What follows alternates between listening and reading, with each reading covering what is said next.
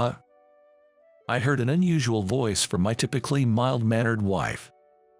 It seemed that something I said had hit the switch of her anger.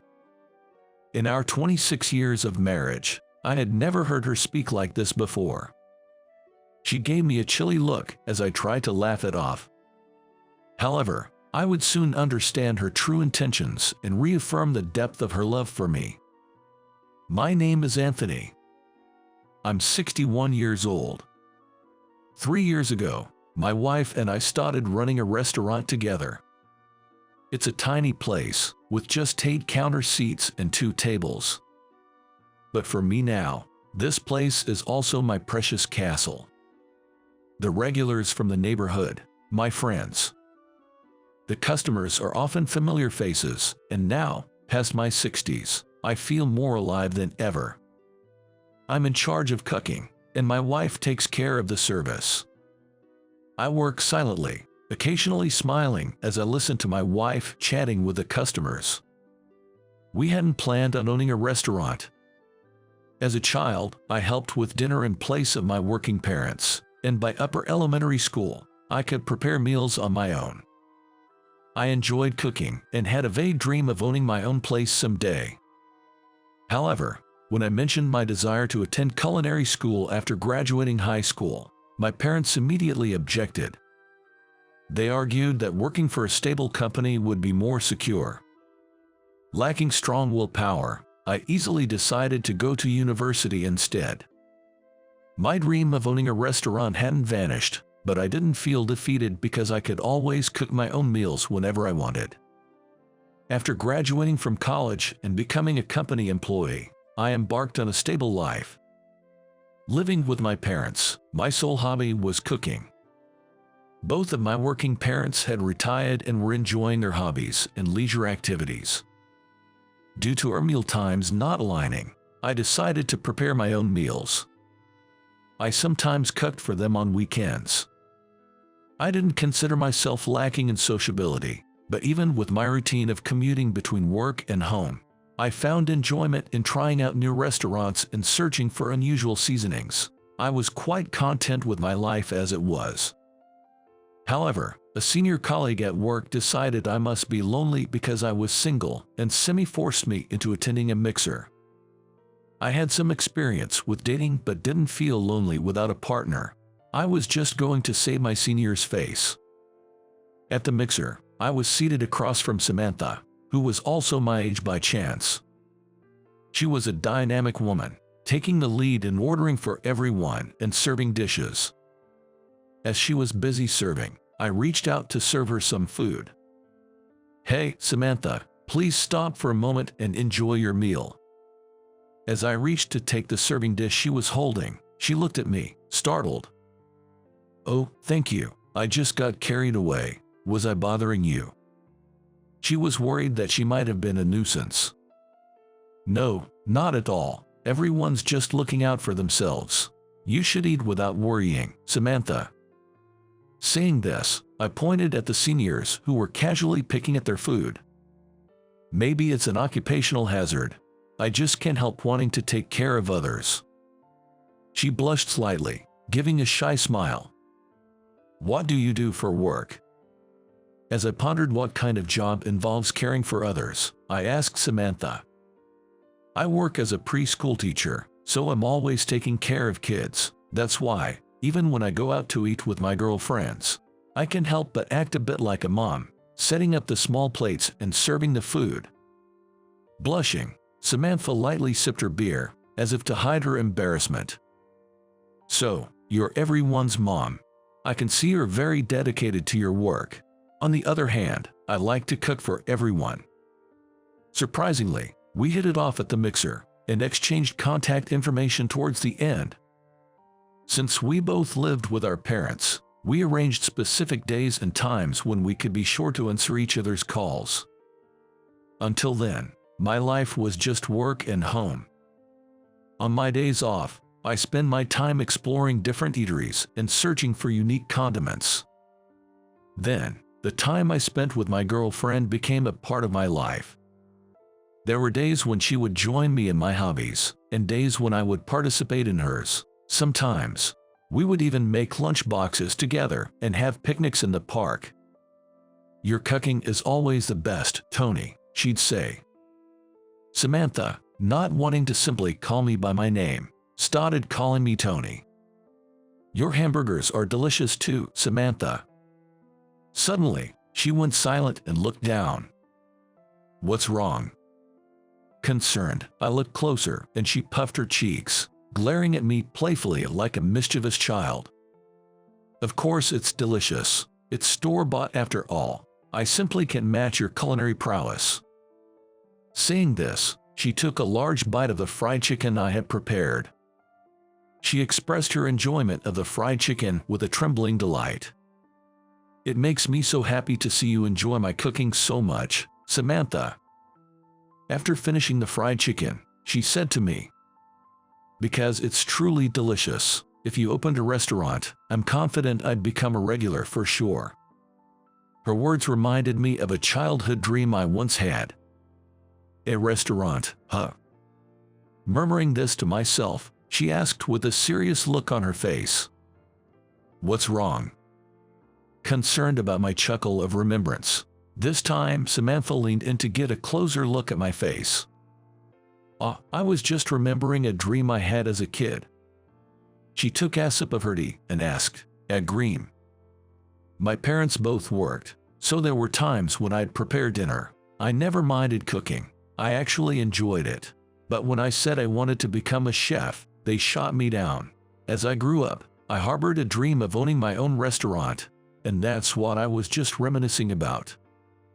I was worried she might think I was naive, but contrary to my fears, her eyes lit up as she said to me, "Well, that's amazing. Having your own restaurant would be wonderful, Tony. With your cooking skills, there's no need to give up on your dream, right?"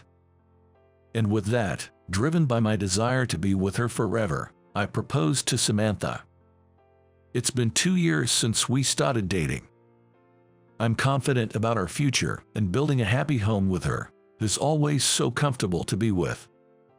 She accepted my proposal with joy, saying, "Thank you, Tony, and can I make a suggestion?" Raising her index finger, she added her proposal. "What is it?" Drained of energy from proposing, I listened to her suggestion. "I was thinking about starting a dream savings account." Seeing the puzzled look on my face, she explained, "Dream savings is about saving money to support your dreams or mine, Tony. Little by little, it adds up. You know, many a little makes a mickle." Hearing this, I thought it was a brilliant idea, but I also wondered about her dreams. "What's your dream, Samantha?" She tried to dodge the question with a vague answer. "My dream? Well, let's put that aside for now." She didn't give a clear answer, but it seemed she hadn't decided yet. After we got married, she continued working, and we shared household chores. Naturally, I took on most of the cooking, while I left the laundry and cleaning, which I wasn't good at, to her. I never held the belief that women should do the household chores just because they are women. I think it's best if whoever is capable does what they can. However, I received a lot of criticism from her about laundry and cleaning, so I stopped attempting those chores altogether. So, I put all my effort into cooking delicious meals every day. I had to cut back on exploring new seasonings and eateries, sticking to my allowance, as we started saving for our dream. Seeing the balance in our dream savings account grow made me wonder if my childhood dream might actually come true. I even caught myself thinking silly thoughts like whether she had cast a spell on me. But then, something happened that put a stop to these musings. The following year after we got married, our first child, a son, was born. We decided to name him Michael. Despite it being our first time raising a child, her job as a preschool teacher meant she was accustomed to handling babies. Naturally, as he was our child, I was keen on being involved in his upbringing. However, whether it was the way I held him, my scent, or the texture, he wouldn't stop crying in my arms. She would caution me not to sway him too roughly, leading to a change of hands. In her arms, his cries would cease so abruptly it was almost startling. Maybe there was a sense of security in her touch. Becoming a parent truly made me realize the immense challenge it entails. After a whirlwind year of parental leave, she returned to work. Our mornings became frantic, and one wrong move could upset Michael's mood. Following a set routine, we demonstrated excellent teamwork. However, as mentioned before, an unforeseen event occurred. She developed a mental illness. Her passion for her job as a preschool teacher and the stress and fatigue from her diligent work led to her physical incapacity. Unable to continue working, she had to resign about 6 months after her return.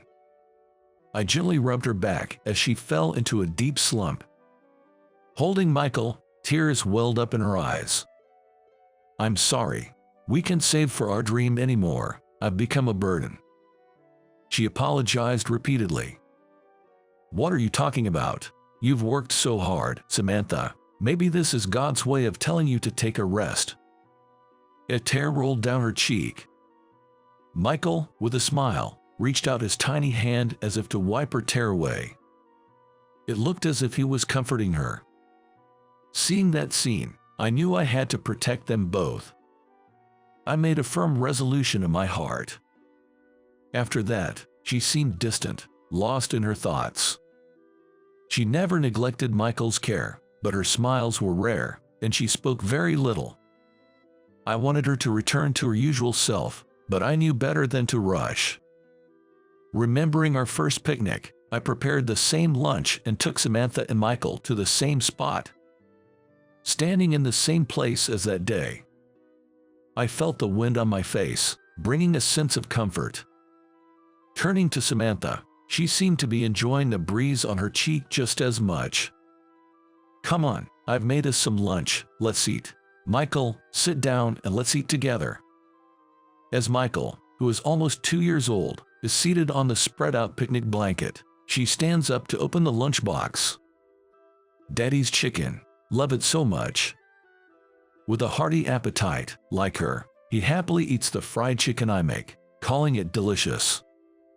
As Michael, his hands and mouth all greasy, tries to wipe his hands on my clothes, I hurry to stop him.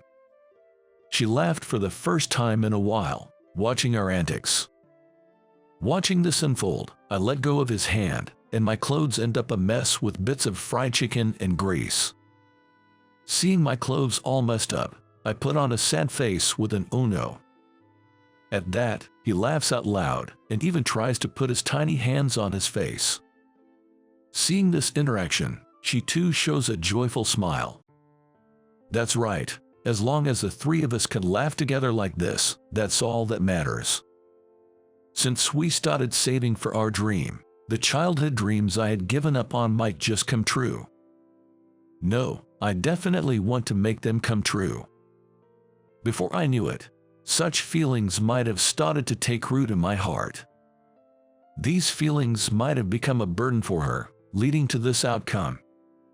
Perhaps dreams should just remain dreams. As my feelings started to change, her health also seemed to be gradually improving. When Michael entered elementary school and she started having some time to herself, she began working short hours as a child care worker, making a gradual return to her profession. Perhaps because she could do the job she loved, she began to speak more positively. She even brought up the dream I had shared with her before we got married. Even though we couldn't save much in our dream fund, now that I'm back at work, maybe it's feasible. I was touched, but I couldn't just say, "Let's do it." I don't want Michael to have to give up on his dreams because of financial reasons. Hearing that, her enthusiasm seemed to wane. "But do you remember when we looked at that used property before we built this house? That house had a shop on the first floor, and you said a home combined with a store might be nice, right?" I vaguely remembered the day she was talking about. True, we did talk about that, but I don't have the courage to quit my current job and take on a 30-year mortgage on the house. Dreams are called dreams because they are not meant to be achieved. With that, I ended the conversation. She seemed unsatisfied but swallowed her thoughts. I was content just cooking for my family and hearing them say it was delicious. And Michael was growing up, reaching the time to decide his path after high school graduation. I had easily given up my own dreams to comply with my parents' wishes. I didn't regret it, but I wanted him to build his future according to his own will. I would be there to offer advice and support when he wasn't sure. I wanted to watch over him as he walked down the path he chose. And so, he decided to pursue architecture in college. When we turned 50, he graduated from college and began living on his own to start his job. At the same time, he introduced us to his girlfriend. She's already pregnant with their child. Though I had thoughts about the timing and his being irresponsible in his first year of work, their determination to marry and have the children was firm, and we decided to support them with both families' blessing. Then, I received my transfer orders. After years of desk work, I was ordered to transfer to a field position. To a subsidiary in the neighboring state, no less. It was clear they wanted me to take early retirement. When I got home, I told my wife about the transfer. "Well, that's so sudden." Of course, she was shocked. "They probably want me to take early retirement. Maybe I'll work there for about 5 years. Now that Michael is independent, maybe it's time to make way for the younger ones. If I quit now, I won't get the full retirement pay, but maybe we could start that shop." I tried to lighten the mood and mentioned this idea to her. However, her expression changed completely. Starting a shop isn't child's play." I was surprised at her tone but responded, "But you used to talk about it, remember?" I brought up the past conversation. "That was when we were young. Now that we're older, we need to think about our future lifestyle. I've always wondered why you're so quick to give up things for others. Even if the company wants you gone, you should stay until you get the full retirement. I'll stay here. Go on your own if you must." Her cold response made me angry, but I retorted with determination. "I was thinking of you and Michael. I get it. I'll go alone. Living by myself, that'll be an adventure." Eventually, I moved to the new location without much conversation with Samantha. She must have had her own concerns. Spending time apart might bring us back to normal. Thanks to Michael keeping in touch, our family didn't completely fall apart. Living alone, I realized that cooking for my family was my only true joy. After finishing work on time and returning home, I found no energy to cook, despite loving it so much before. For the first time in a long while, I bought a convenience store dinner. I take a bite of the warmed-up food. It's not about savoring the flavor, just fueling up for tomorrow's work. I wondered if Samantha was eating well. I moved here without talking much, and ultimately, all I could think about was how she was doing. I didn't care much about meals, but I relied on her for clothes and underwear, often wearing socks that were thinning and tearing. Just when I needed it, Michael would always come by on weekends with new things, as if on cue. "Here's some stuff for you," he'd say, bringing new socks, underwear, and clothes. He said he chose them, but I believed Samantha bought those items and he was bringing them to me. That's what I thought. "Thanks, as always, but how's everything at home?" I could only bring myself to ask about the house, but I was actually trying to inquire about how Samantha was doing. "Home, it's fine." "Oh, you mean Mom? She's good. She's been a big help with our eldest since my wife is expecting our second child." Hearing this made me feel relieved. It's been 5 years since I started living alone. I didn't return home until the Christmas holidays of the first year after moving, desperate to adjust to the new place. I was as nervous as if I was returning to a stranger's home, not having kept in frequent touch.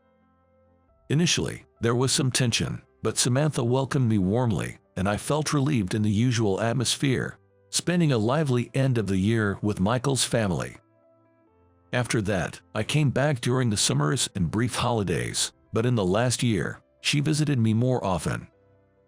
Even when I said I would come home, she would find reasons not to let me. Although it felt odd, I didn't mind since Samantha seemed to enjoy these trips like vacations. Then, in the 5th year, I learned the company was planning layoffs.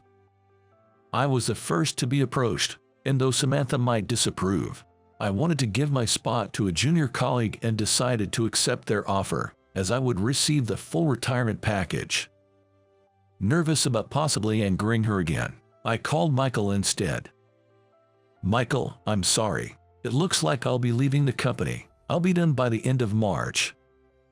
He didn't seem particularly concerned and responded casually. "Dad, you've worked hard, so you have 3 more months, huh?" The emphasis on 3 months felt significant for some reason. "Yeah, just 3 months left." Although I sounded a bit melancholic, he simply acknowledged and said, "Got it," seemingly unfazed. I told him about my retirement but couldn't bring myself to tell Samantha directly. Even though she must have heard, she didn't contact me. As my departure neared, I worried whether I had a place to return to. But soon, I would discover why Samantha hadn't wanted me to come home. On the last day of March, Michael came over to help with the move the next day. "Should I even go back to that house?" I asked tentatively. Michael laughed, seemingly amused. Sorry, but that's your house, right? What are you worried about? You're still concerned about things with Mom." "Oh, I found something great when I was cleaning the house the other day." With that, he showed me something on his phone, grinning. It was a wish he had written in kindergarten. Besides his dream, there was another piece of paper with something written in tiny letters. "I want to be the manager of Anthony's shop." Squinting at the fine print, Michael mumbles, "Is this?" "It says Samantha here, that's what it means." He showed a meaningful smile, said he was heading to bed for tomorrow's work, and quickly lay down. Her dream.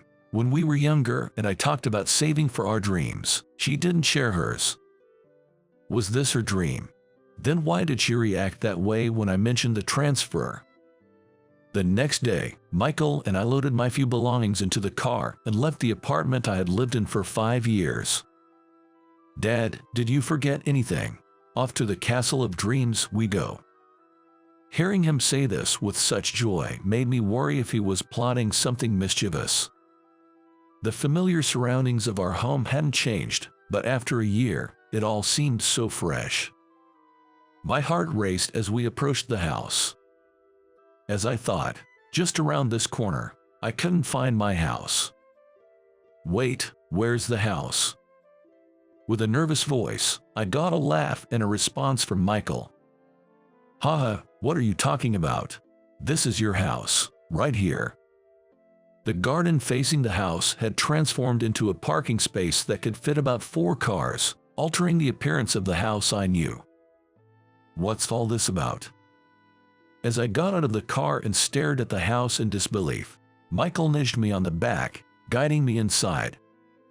"The real treat is inside the house." Opening the front door, it felt like we were entering a store.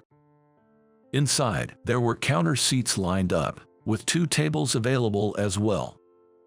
"Sorry, Dad, for doing this without asking, but does this place look familiar to you?" As I struggled to recall, he provided the answer. "Remember when we were looking at various places before building our house? There was one where the first floor was a shop, right? I modeled it after that atmosphere. It's a vague memory, though." That jolted my memory. "Built? You mean you built this?" I turned to Michael with an even more surprised look. "I am a licensed architect, after all." Then, a little boy came running up, calling out "Grandpa." Michael's son peeked out from behind the counter, followed by Samantha in an apron, chasing after him. "Samantha." Before I could prepare myself emotionally, I struggled to find the right words. But Samantha spoke up. "You've worked hard all this time. This place will be where we start the second chapter of our lives together." I finally understood the answer she had been angry about that day. She had been determined to fulfill my dream. But due to her health, the dream savings hadn't gone as planned, and she felt guilty. Just as she was considering using the retirement money, I carelessly mentioned quitting my job, leading to that day's argument. "Did you think I was being greedy?" she asked, looking somewhat embarrassed. I couldn't find the words and just shook my head. "Even if we start a shop, we need funds to keep it running. Your cooking will definitely captivate everyone, and after that, I started learning what's necessary to open a food business from acquaintances in the industry. I even took a course to become a food protection manager because it's required. Since you said you'd quit by March, I asked Michael to renovate the house within that time frame, and here we are." Listening to Samantha speak so happily, I kept murmuring thank you over and over. "Samantha, to think you went to all this trouble for me. Thank you so much." My voice was shaking with tears by the last word. I had always hoped my family would never give up on anything, yet I was the one who had nearly given up on everything. They taught me the joy of having dreams come true. Call it greed, call it whatever, it doesn't matter. I want to make Samantha happy, the one who chased after my dream as if it were her own. My ultimate dream was this, but I'll keep it a secret for now. As the streetlights flickered on again today, I listened to Samantha's joyful laughter, ready to swing into action. Samantha, donning her favorite apron, hung up the open sign and called out loudly to me. "Tony, it's time to open up." Wearing a pristine white apron, I stepped up to the counter, and our first customer pushed the door open with a jingle. "Welcome. You're not needed here." "Huh? You don't belong at the headquarters. Choose between getting fired or being demoted to the countryside." This sudden declaration came from the department head, a graduate of a national university. "People like you, who are incompetent, are not needed." He didn't know that I was the only one capable of making a certain part, as he shouted at me. "Then, I'll take the firing." Although I wanted to retaliate, being unjustly yelled at made me respond that way involuntarily. Reluctantly, I gathered my belongings and left the company. The next day, the department head reviewed the documents for our client. He ended up calling me, looking absolutely pale. "My name is Bill, a 30-year-old with a wife and a daughter in kindergarten. I work in the corporate sales department of a planner company. After graduating from a vocational school, I've been working at this company ever since." "Oh, Bill, how are you?" "Oh, good." "Bill, you're quite reserved, aren't you?" "Yeah, I might be a bit hard to approach. I continue to work at the headquarters, but I've always been bad at socializing and get nervous when talking to people. That's why I naturally avoided conversations, and my talkativeness dwindled. As a result, I didn't interact much with other employees and felt like I was working in a department of my own." Well, Bill's work is perfect. And he's so diligent, we can rely on him with ease. Being serious about my work, I was highly regarded as very conscientious by those around me. Well, I was just absorbed in my work, after all. Without indulging in idle talk, I devoted myself to my work from morning till evening. "I'm home. How was your day, Bill?" "Hi, Daddy." At home, my beloved wife Madison and my daughter Ava would welcome me. Our home is filled with adorable handmade crafts. A stuffed cat to greet us at the entrance, embroidered animal paintings on the wall, keychains modeled after a certain anime character hanging on a corkboard, and a small lamp that gives off a slightly mystical vibe. The handmade crafts were beautifully decorated with vibrant paintings. "I'll start preparing dinner now."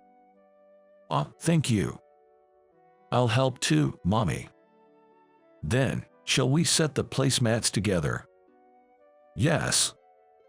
The placemats laid out for dinner are also embroidered with cute designs that my daughter would love. Indeed, when my daughter saw this for the first time, she was overjoyed. I want to take this to kindergarten. That might be a bit tricky. If you take it outside, you might lose it. Let's keep it in its designated spot. Okay, got it. I was pleased that my daughter understood and agreed.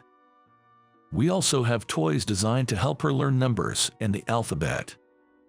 This includes felt toys shaped like letters and wooden blocks with letters carved into them. Thanks to these toys, my daughter, who is still in kindergarten, has been having fun learning her letters. However, it's not like we're pushing her into some sort of early education program. We're just happy if she can learn while playing. That's the kind of approach we're taking. My wife is similar. She teaches our daughter while they play together, but doesn't seem to push her too hard. Our daughter is growing up well in a warm and loving home. Daddy, I want this doll. Let me see. Oh, this one is fine. Don't spoil Ava too much. I know, it's a reward for being praised at kindergarten. Well, if that's the case, then it's okay. Though I'm not much for conversation at work, I can engage in happy conversations at home. I've been working for a decent length of time, but I don't hold any particular position at the company. That said, I'm not particularly interested in climbing the corporate ladder. I'm content as long as I can continue with my current duties. I find my job to be a perfect fit for me. Once I get started, I can concentrate and find my time at the company both fulfilling and enjoyable.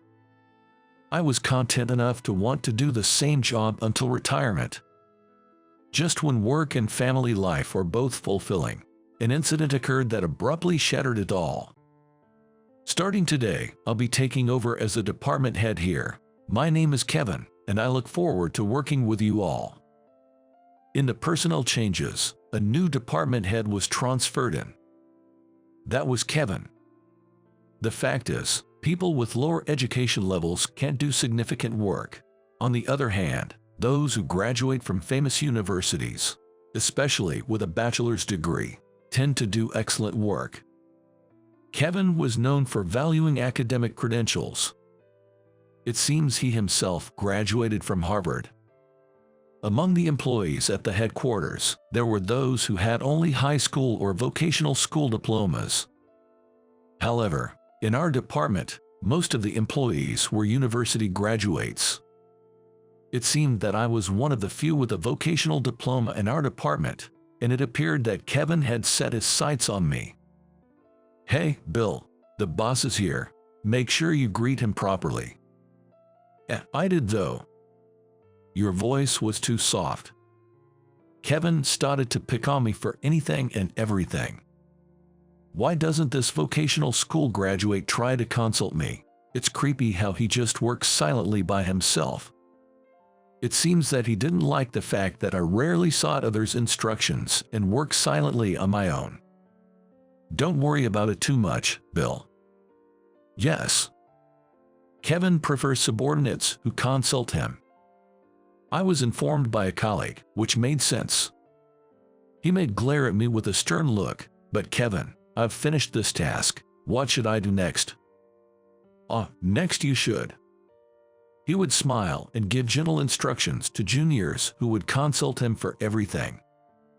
In a way, he was easy to understand. There are things that only Bill can do, after all. Thank you. Now, I'd better get back to work before I get glared at too. I greeted the colleague who shared this with me and then focused on my own work. Indeed, there were tasks entrusted only to me here. I just needed to concentrate on those. I figured Kevin would eventually get tired of meddling with me. However, I would later realize that this was a naive thought. One day, the corporate sales department was discussing the planner lineup for the next fiscal year. Our main products are planners for employees. We pitched to large corporations with samples, saying, "How about this design for your company's planners for next year?" Since the requirements vary from client to client, such as waterproofing being essential for some, preferring smaller sizes for others, or being strictly dust-free, we had to come up with various plans. As a result, the meetings tended to be long. While everyone else was caught up in this, I was diligently carrying on with my usual tasks. It's not that I was skipping the meetings. My tasks were specialized, and I wasn't required to participate in meetings. Therefore, I remained focused on my work even during the meetings. "Hey, what are you doing, Bill?" "Why are you here instead of participating in the meeting?" Everyone was supposed to know that. However, Kevin complained to me for some reason. "While everyone in the department is struggling in the meeting, what are you doing?" I was puzzled by Kevin's unreasonable complaint. "I'm just doing my job." I hesitated under Kevin's intimidating tone. "What?" "I've been instructed by previous department heads to prioritize my tasks over meetings." I explained this to Kevin, who frowned in response. Hearing this, Kevin smirked in a mocking way. "I see. So you're incompetent, and that's why the previous department heads told you it's okay not to come to the meetings." It seemed like a misunderstanding, but I was too slow to grasp what was said and didn't have the chance to correct him. This is why vocational school graduates can't do proper work. Frankly, you're not needed. You're not needed at the headquarters. Choose between getting fired or being demoted to the countryside. I was stunned by what was said. Fired or demoted to the countryside.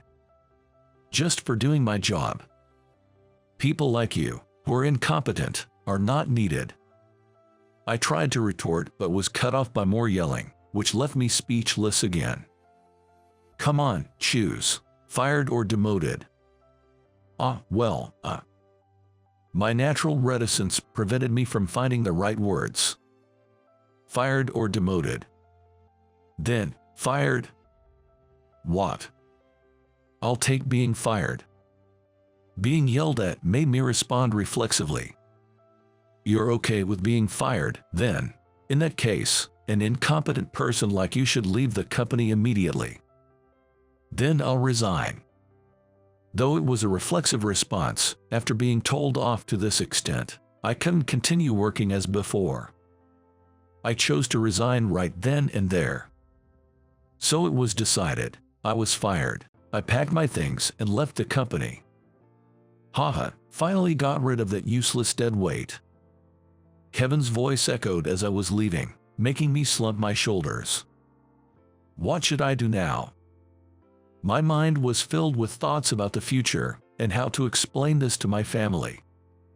In the end, unable to come up with a good plan, I decided to be honest and entered the house. "Wow, it's Daddy." "Oh, welcome back. You're home early today, aren't you?" My family was surprised but welcomed me warmly, seeing me come home early. I felt tears welling up as I saw their faces. "Bill, what's wrong?" "Daddy, are you sad?" "Madison, Ava, I got fired."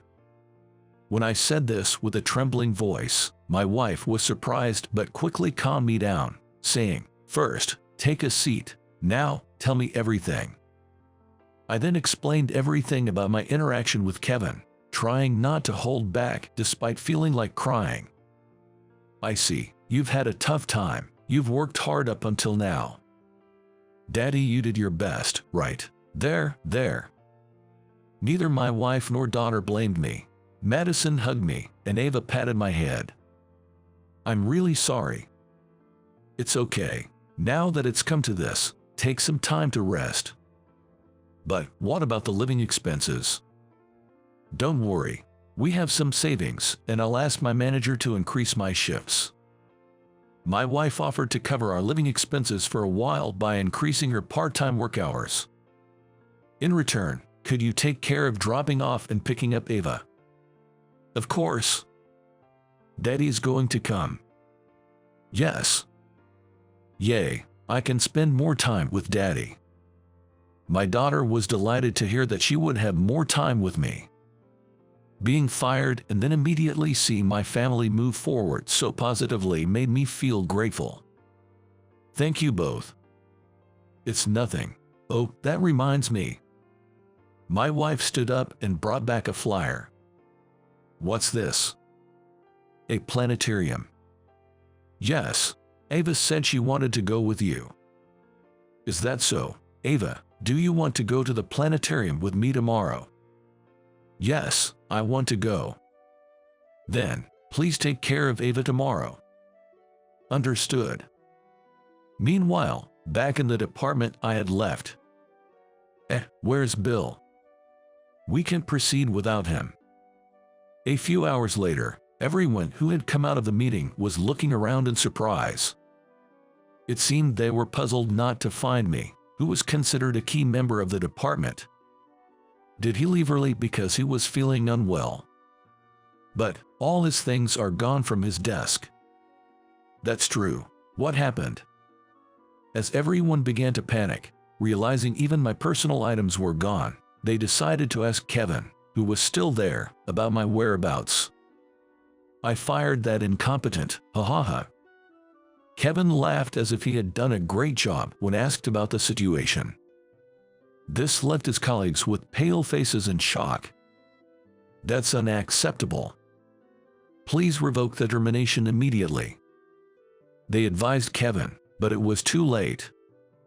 I had already left the company, and since we hadn't exchanged personal contact information, they couldn't get in touch with me. I did have a company phone, but I had left it on my desk. Why keep someone who can't even participate in a meeting? Isn't that just stealing a salary? You don't understand Bill's worth. Brandon, the section manager, showed documents related to dealings with a major client to Kevin, who was looking puzzled. The documents were about delivery conditions for a major client.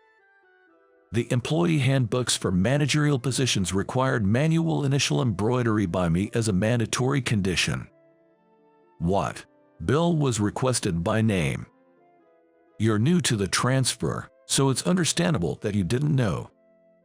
Kevin, who started to get confused, was then handed several more documents with similar conditions from various clients. Seeing this, Kevin visibly began to shake. What is this? We were planning to have a meeting to brief you on the situation since you were newly transferred, but this backfired. Bill is truly irreplaceable in this company. My leather embroidery skills were rare, not just within the company but also across the United States, with only a handful of people at my level. One look, and you'll see the beauty of his initial embroidery. It's quite remarkable. Of course, I varied the fonts according to our clients' requests. Not only did I use existing fonts, but I also created custom fonts for embroidery based on client specifications. Because I was tasked with such specialized work, I didn't interact much with other employees. I also hadn't attended the meeting. Well, even if I did attend meetings, the content wouldn't change much, and honestly, I wouldn't be able to meet delivery deadlines if I didn't work on embroidery during those times. Fortunately, many clients requested me by name, leading to a backlog of orders. No way. It's useless to call him now. Bill values his family time, so he generally doesn't take calls. Kevin, realizing the mistake of firing me, turned pale. The next day, Kevin apparently tried to call me several times, but I was using the rare weekday off to visit the planetarium with my daughter, so my phone was turned off. Why won't he answer? Please, Bill, pick up. Kevin was reportedly furious.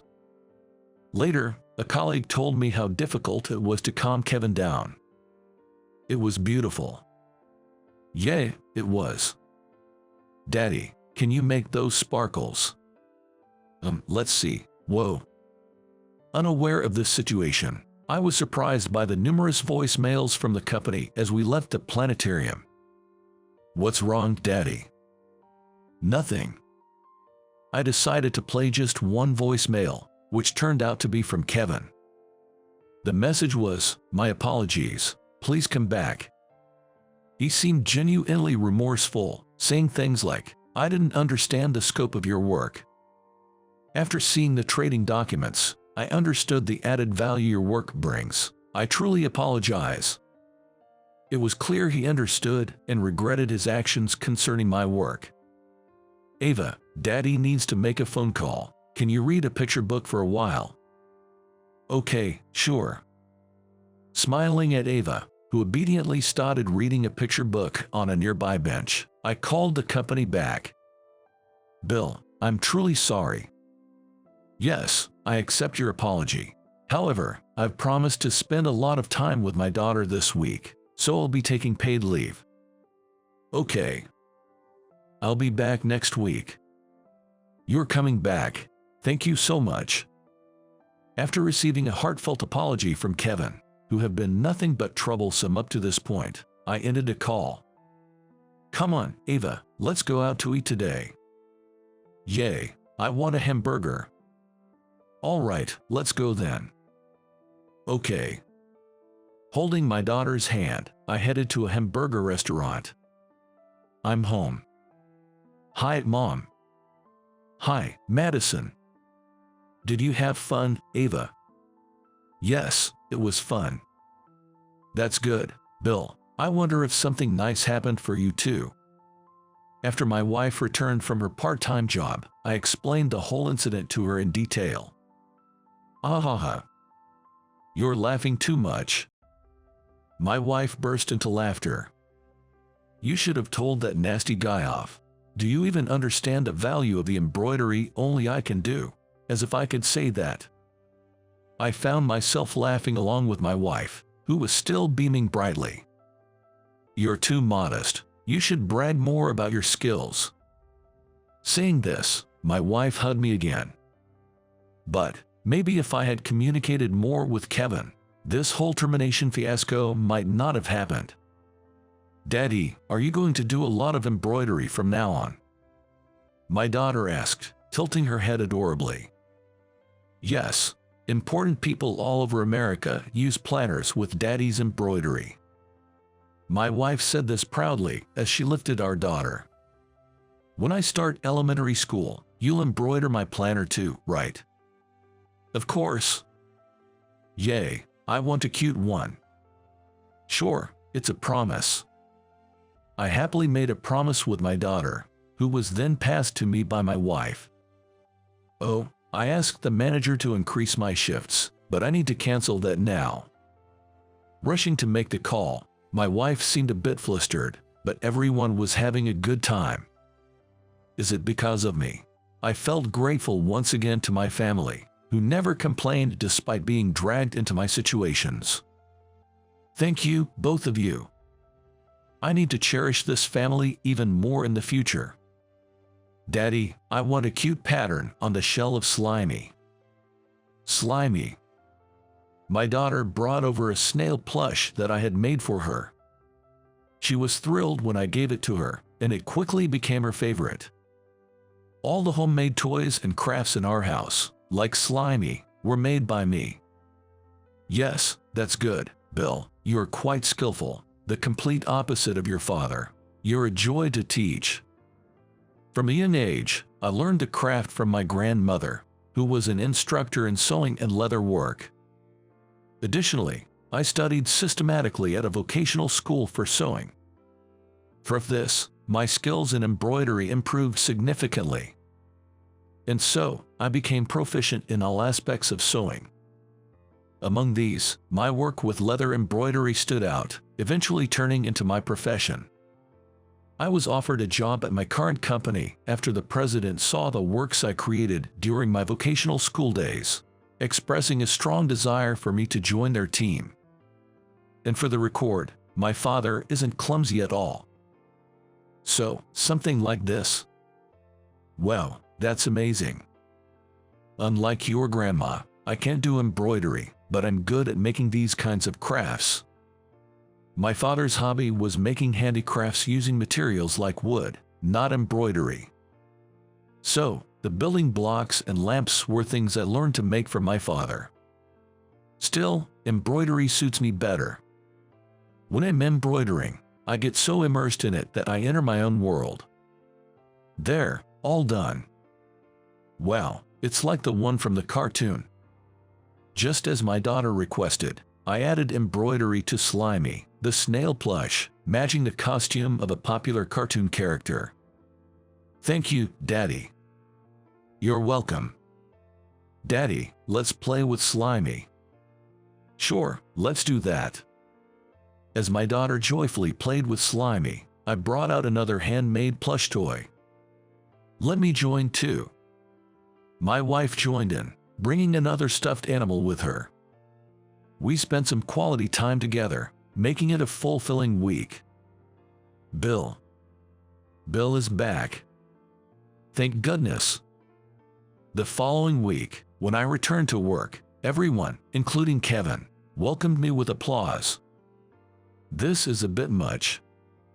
Feeling a bit embarrassed, I averted my gaze, and Kevin approached me. I'm sorry for the oversight of my work. It was my mistake. He apologized to me directly. It's all right now. I'm really sorry, thank you. And so, the peaceful environment where I could focus on my work, just like before Kevin transferred, returned. In fact, with everyone supporting me so that I could concentrate, my work progressed even more smoothly than before. As an apology, would you like to go out for a drink sometime? If you don't drink, a meal is fine too. Please let me treat you. Kevin invited me out after work finished earlier than expected one day. Well, it might be tough just the two of us right away.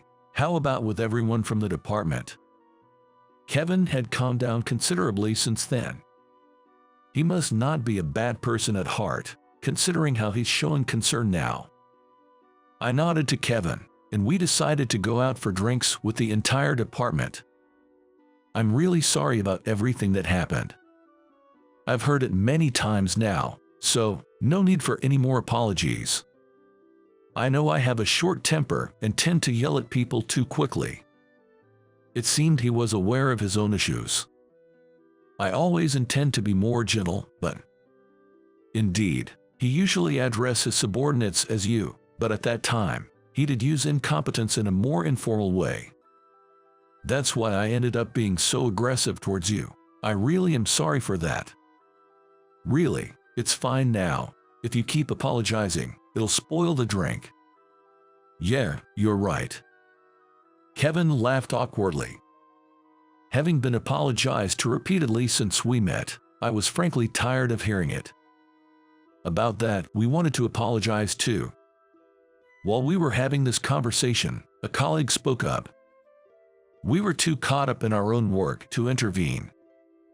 And we thought you'd eventually figure things out on your own, Bill. We didn't explain things well. We're really sorry. This was partly our responsibility too. It's okay.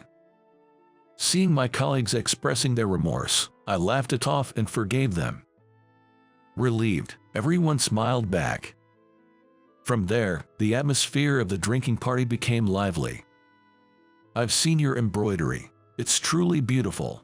How long have you been doing it? Since I was little. My grandmother taught me. Is that so? Born into it, huh? I always thought you were difficult to approach, Bill, but talking to you now, you seem normally quite kind. I'm not sure what you mean by normal, but I guess I've always been told I'm a bit different. I can sort of understand that. Having a drink together and sharing our feelings like this is important. It felt like a meaningful experience. When I got home, I immediately reported everything to my wife, who was waiting up for me. That's good. Sometimes, it's necessary to have those moments where you can speak your mind. Yeah, I understood that well. You do have an aura that makes it hard for people to approach you, you know. Do I? Yes. You get nervous when you talk to people, right? Maybe that gets communicated to the other person.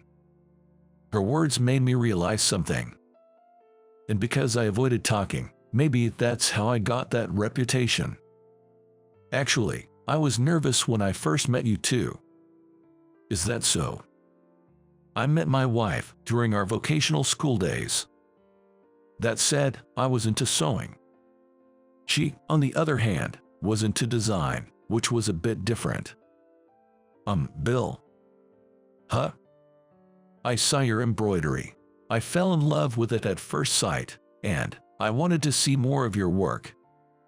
She approached me because she was captivated by my embroidery, and that's how we started dating. Now, even though she works part-time, she gives me advice when I struggle with embroidery fonts or the next plush toy to make. Have you ever thought about doing design work? Not so much now. The time I spend with you and Ava is more precious. Maybe my thoughts will change when Ava becomes more independent. My wife said this with a smile. Thanks to her, my sense of style has also been refined. I'm really happy. Why? I know how wonderful both your embroidery and you are. Knowing that your colleagues now see that too makes me happy. This time, I was the one who hugged my wife. The day after we talked about that, I want to have a drinking party with Daddy too. That might be a bit too soon for you, Ava. Hearing that I went out for drinks, my daughter expressed her wish to join, and my wife and I couldn't help but chuckle. All right then, when Dad gets home today, let's have a little party with some juice. Yay, Daddy, come home early. Ha ha ha, got it. I guess I need to hurry home today. Good morning, Bill. Good morning. Good morning, Bill. Something good happened. You're smiling. My thoughts were transparent, easily read by my colleagues at work. And so, I shared about the interaction with my daughter. What a lovely daughter you have. Bill, you really do cherish your family, don't you? So, should we aim for a no overtime day today? Well, we'd better get to work then.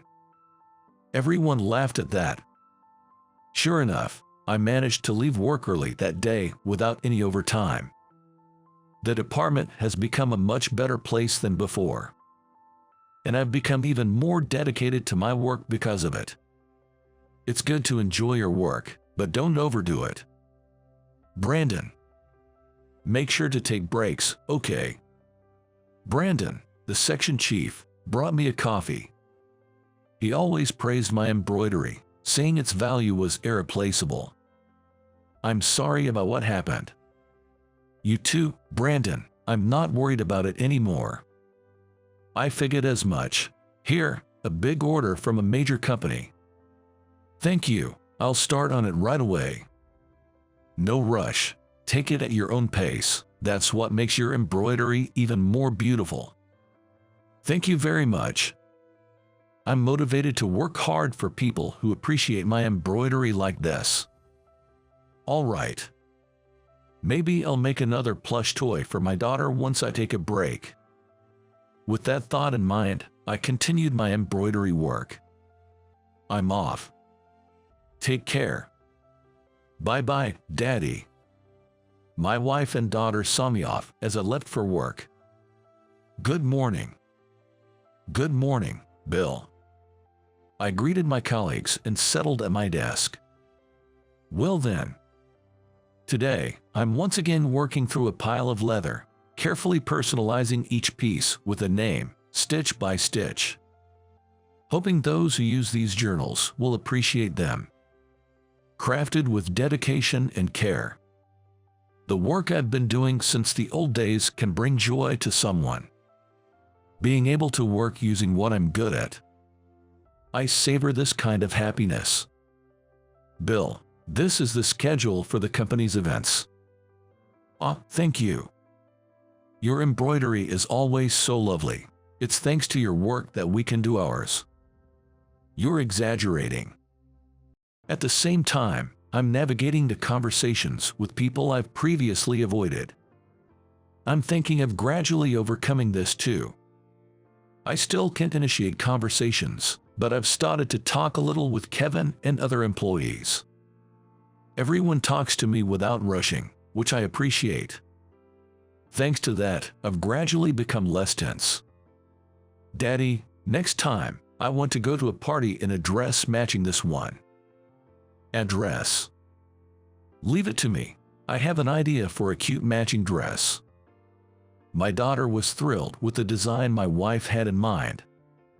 Hey, Daddy. Yes. I want to be able to embroider like Daddy. Will you teach me? Of course, I'd be happy to. If my daughter learns from my wife's sense and my skills, she might become even better at embroidery than me. But that's for her to choose. What's that paper? It's the schedule for company events.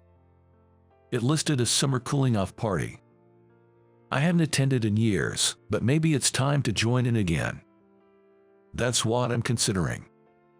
Then, a decade or so later, I managed to further enhance my embroidery skills. Now, I'm recognized worldwide. As for my daughter, I want to make plush toys like the ones Dad made for me. She said, becoming a famous high school girl who creates unique plush toys in the world. Continuing like this was thanks to my family and colleagues who started to engage with me. Remembering this, I face my embroidery work today.